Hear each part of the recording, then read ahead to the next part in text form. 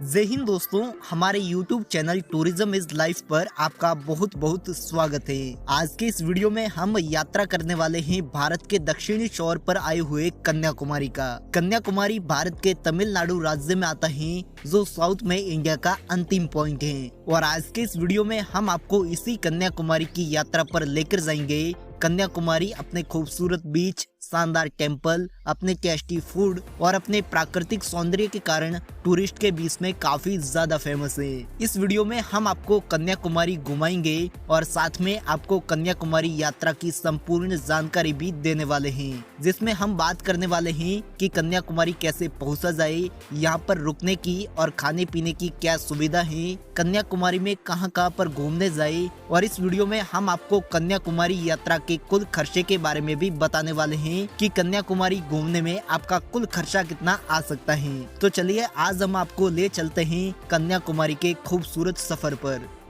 Video में सबसे पहले बात करते हैं कि कन्याकुमारी कैसे पहुंचा जाए। तो अगर आप ट्रेन से कन्याकुमारी आना चाहते हैं तो कन्याकुमारी में रेलवे स्टेशन मौजूद है। आप ट्रेन से डायरेक्ट कन्याकुमारी पहुंच सकते हैं। लेकिन अगर आपको अपने शहर से कन्याकुमारी के लिए डायरेक्ट ट्रेन नहीं मिले तो आप तिरुवनंतपुरम या फिर चेन्नई आ सकते हैं और फिर वहां से अपनी ट्रेन चेंज करके कन्याकुमारी के लिए आ सकते हैं। साथ ही अगर आप फ्लाइट से कन्याकुमारी आना चाहते हैं तो कन्याकुमारी का सबसे नजदीकी एयरपोर्ट तिरुवनंतपुरम का है, जो कन्याकुमारी से लगभग 90 किलोमीटर की दूरी पर स्थित है। तो आप बाई फ्लाइट तिरुवनंतपुरम के एयरपोर्ट पर आ सकते हैं और फिर तिरुवनंतपुरम से आप ट्रेन, बस या फिर टैक्सी से कन्याकुमारी पहुंच सकते हैं। इसके अलावा अगर आप बस, टैक्सी और अपने निजी वाहन से कन्याकुमारी आना चाहते हैं तो कन्याकुमारी सड़क मार्ग से भी अच्छे तरीके से जुड़ा हुआ है। खासकर यहाँ के वो हाईवेज जो समुद्र तट के किनारे किनारे कन्याकुमारी से जुड़ते हैं। इन हाईवे से सफर करने के दौरान समुद्र तट के काफी मनमोहक नज़ारे देखने को मिलते हैं। साथ ही कन्याकुमारी में हर जगह पार्किंग की सुविधा भी उपलब्ध है,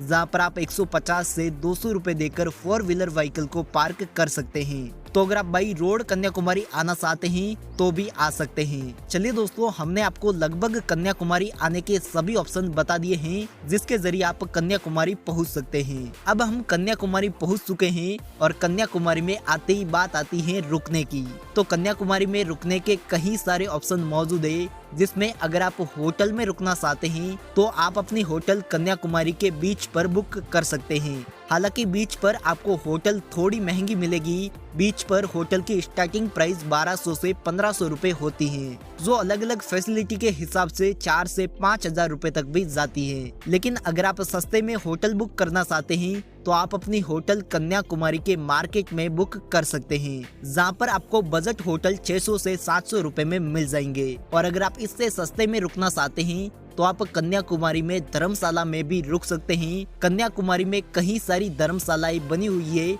जिसमें आप 300 से 400 रुपए देकर अपना नाइट स्टे कर सकते हैं। इसके अलावा अगर आपका कन्याकुमारी घूमने का बजट अच्छा है तो आप कन्याकुमारी में रिसोर्ट में भी अपना नाइट स्टे बना सकते हैं। कन्याकुमारी में बीच के किनारे कई सारे खूबसूरत और प्यारे रिसोर्ट बने हुए हैं और कन्याकुमारी में रिसोर्ट में रुकने का एक्सपीरियंस भी काफी खूबसूरत होता है। लेकिन रिसोर्ट में रुकने के लिए आपको एक रात के 2 से 3,000 रुपए देने होंगे। चलिए दोस्तों, अब हम चलते हैं कन्याकुमारी की खूबसूरत टूरिस्ट प्लेस को घूमने के लिए, जिसमें हम सबसे पहले जाएंगे विवेकानंद रॉक स्टेचू के लिए। ये प्लेस समुद्र तट से लगभग 400 मीटर अंदर पर्वत को तोड़कर बनाई गई है, जहाँ तक जाने के लिए आप फेरी का इस्तेमाल कर सकते हैं। फेरी में नॉर्मल टिकट का 60 रुपए लिया जाता है, लेकिन इस टिकट को प्राप्त करने के लिए आपको काफी समय तक इंतजार करना पड़ेगा। लेकिन आप स्पेशल टिकट में 200 रुपए देकर तुरंत फेरी बुक कर सकते हैं। फेरी से विवेकानंद रॉक स्टेचू तक जाने का सफर काफी खूबसूरत होता है। इस सफर के दौरान फेरी से खुले समुद्र के काफी प्यारे नज़ारे देखने को मिलते हैं और आप इन खूबसूरत व्यू को एंजॉय करते हुए विवेकानंद रॉक स्टेचू पर पहुंच सकते हैं। ऐसा कहा जाता है कि स्वामी विवेकानंद जी को इसी स्थान पर ज्ञान प्राप्त हुआ था और उनके सम्मान में यहाँ पर विशालकाय मेमोरियल का निर्माण किया गया है। समुद्र के अंदर चट्टान को तोड़कर बनाया गया ये मेमोरियल बहुत ही खूबसूरत है। साथ ही इसी मेमोरियल में एक खूबसूरत मंदिर भी बना हुआ है, जो यहाँ की खूबसूरती में 4 चांद लगाता है। साथ ही यहाँ से बंगाल की खाड़ी, अरब सागर और हिंद महासागर के समुद्री पानी को एक साथ में मिलता हुआ देखना भी काफी शानदार और मनमोहक नज़ारा होता है। यहाँ पर आप अपना काफी अच्छा समय बिता सकते हैं और यहाँ पर अपना क्वालिटी टाइम स्पेंड करने के बाद आप जा सकते हैं इसी मेमोरियल से लगभग 100 मीटर की दूरी पर बनी तिरुवल्लुवर स्टेचू के लिए। ये स्टेचू 144 फीट ऊंची है जिसे चट्टान को तोड़कर बनाया गया है। समुद्र के बीच में बनी ये स्टेचू काफी शानदार लगती है। इस स्टेचू पर घूमना भी आपका खूबसूरत अनुभव होगा और समुद्र के बीच में बनी ये स्टेचू वाकई देखने में बहुत ही ज्यादा खूबसूरत लगती है। इसके बाद ये दोनों प्लेस घूमने के बाद आप वापस फेरी से समुद्र तट पर आ सकते हैं। इसके बाद आप घूमने जा सकते हैं कन्याकुमारी बीच पर। ये बीच कन्याकुमारी का सबसे मोस्ट पॉपुलर बीच है, इसीलिए कन्याकुमारी में आने वाले सभी टूरिस्ट यहाँ पर घूमने के लिए जरूर आते हैं। और इसी बीच से आगे विवेकानंद रॉक स्टेचू तक फेरी से जाया जाता है। साथ ही इस बीच पर कई सारी वाटर एक्टिविटी भी होती है, आप उसे भी खूब एंजॉय कर सकते हैं। और इस बीच से समुद्र के काफी खूबसूरत और मनमोहक नज़ारे भी देखने को मिलते हैं, जिसे आप यहाँ पर आकर खूब एंजॉय कर सकते हैं। आप यहाँ पर अपने फ्रेंड, फैमिली या फिर अपने पार्टनर के साथ में आए हो, आप यहाँ पर खूब एंजॉय करने वाले हैं। साथ ही शाम के समय में इस बीच से सूर्यास्त यानी कि सनसेट का भी काफी खूबसूरत नज़ारा देखने को मिलता है, जिसे एंजॉय करने के लिए शाम के टाइम में यहाँ पर टूरिस्ट की भीड़ बढ़ जाती है। तो आप चाहे तो यहाँ से आप सनसेट को भी एंजॉय कर सकते हैं। इसी के साथ कन्याकुमारी में आया हुआ कन्याकुमारी भगवती टेम्पल भी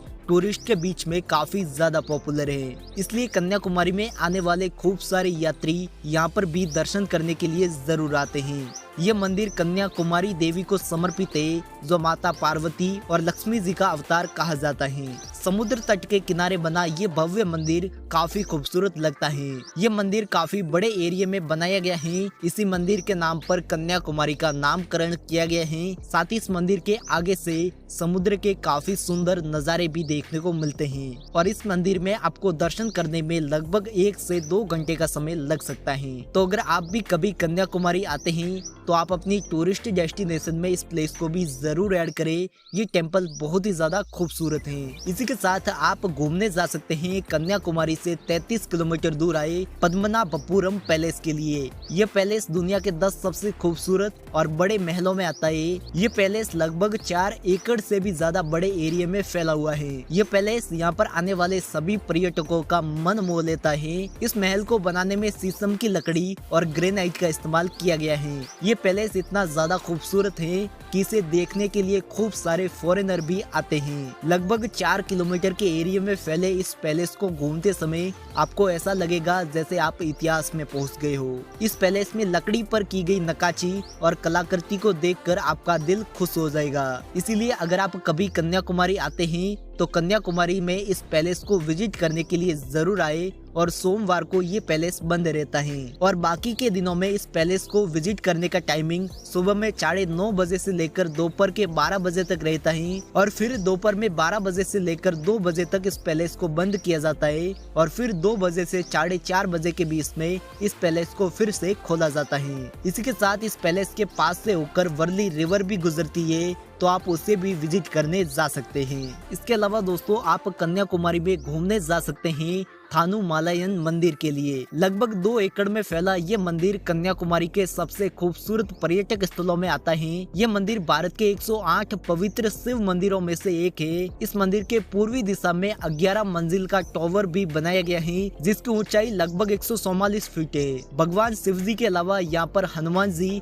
और बाकी भगवान के टेम्पल भी मौजूद है, जो इस मंदिर की पवित्रता और खूबसूरती को और भी ज्यादा बढ़ाते हैं। इस मंदिर में लोगों की खूब आस्था और श्रद्धा है, इसीलिए इस मंदिर में भक्तों की लंबी लाइन हमेशा लगी रहती है। और इस मंदिर में दर्शन करने का समय सुबह में 4:30 बजे से लेकर 11:30 बजे तक रहता है और फिर 11:30 बजे से लेकर 5 बजे तक इस मंदिर को बंद किया जाता है और फिर शाम को 5 बजे से लेकर 8 बजे तक इस मंदिर को दर्शन के लिए फिर से खोला जाता है। तो आप भी इस मंदिर में दर्शन करने के लिए आइए, भगवान शिव जी के चरणों में अपना माथा टेकिए। भगवान शिव जी आपकी मनोकामनाएं जरूर पूरी करेंगे। साथ ही दोस्तों आप कन्याकुमारी में यहाँ की मार्केट को भी जरूर विजिट करें। यहाँ की मार्केट से आप खूब सारी शॉपिंग भी कर सकते हैं और इसी मार्केट में आपको खूब सारे खाने पीने के ऑप्शन भी मिल जाएंगे। अगर आप नॉन वेजिटेरियन है तो आप यहाँ पर सी फूड को एंजॉय कर सकते हैं, नहीं तो आपको यहाँ पर वेजिटेरियन फूड के भी खूब सारे ऑप्शन मिल जाएंगे।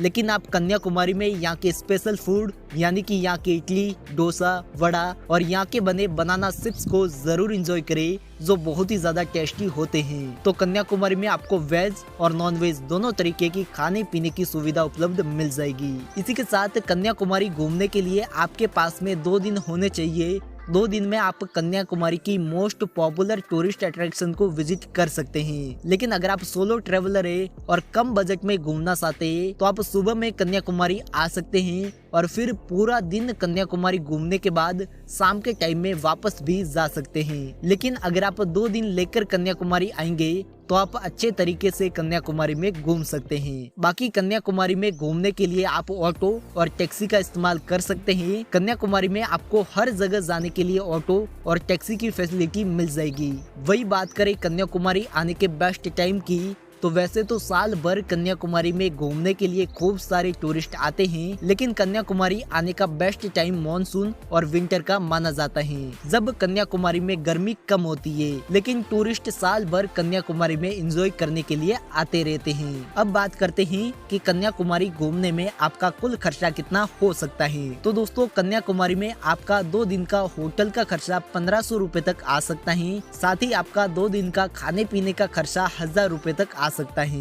इसके बाद आपका टैक्सी और ऑटो वगैरह का खर्चा 1200 रुपए तक आ सकता है। अगर हम टोटल खर्चे की बात करें तो आपका 2 दिन कन्याकुमारी घूमने का खर्चा 3700 रुपए तक आ सकता है। लेकिन अगर आप 1 दिन के लिए कन्याकुमारी आते हैं तो आपका खर्चा 1500 से 2000 रुपए तक आएगा। साथ ही अगर आप कन्याकुमारी घूमने का टूर पैकेज बुक करना चाहते हैं तो कन्याकुमारी घूमने के खूब सारे टूर पैकेज भी अवेलेबल है। आपको नॉर्मली कन्याकुमारी का 2 दिन का टूर पैकेज 5 से 6000 रुपए में मिल जाएगा। तो आप चाहे तो कन्याकुमारी टूर पैकेज से भी घूम सकते हैं। तो चलिए दोस्तों, ये थी हमारी आज की कन्याकुमारी की एक खूबसूरत यात्रा।